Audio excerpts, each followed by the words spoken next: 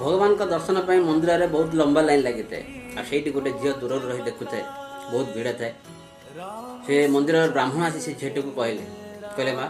501 टंका दियो भगवान का दर्शन जल्दी हो वीआईपी पास तुमको मिल जाओ आउ भगवान का दर्शन जल्दी कर नब से झील जनक कहले कहले नना 5100 टंका नियो भगवान को बाहर आनी दियो ब्राह्मण जनक कहले नाई झील भगवान बाहर को आसीपर पर झील जनक कहले कहले नना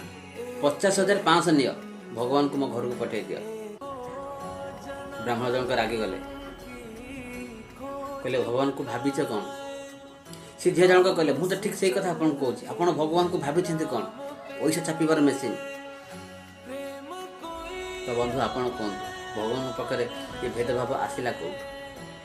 तो जदि आप मंदिर जाऊँगी एक ठीक कि भूल निश्चय